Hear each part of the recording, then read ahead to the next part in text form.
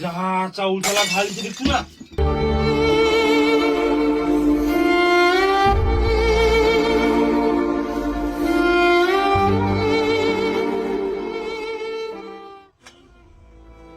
তুমি আবার চালিস?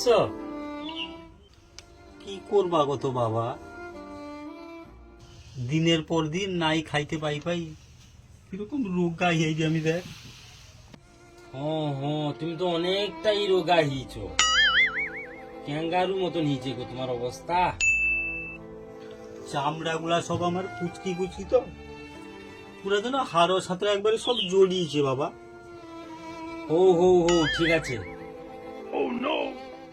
তুমি সে আমার বড় ঘরের ভিতরে এটা ঢুকিয়াও, সেটা হাড়ি বালতি বুঝছে, থালা চাপুনে আছে দেখবো, সৈন্য যা চাউল আছে বাকি চালিয়াও।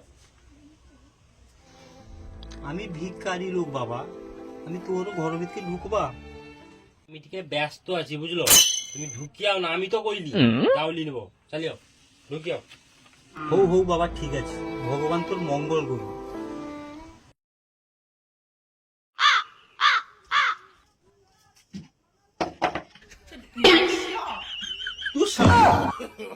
বালতিরও কিছু নেই, আমাকে না হাঁড়িটা ধরে পাঠিয়ে দিলাম, চাউল আছে।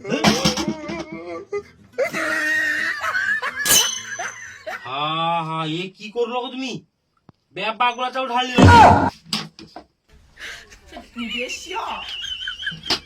যা চাউল চালা ঢালিছে দেখছো না?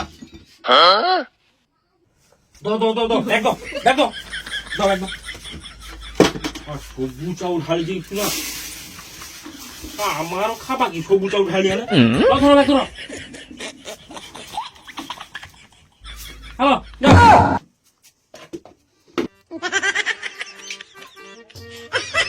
साले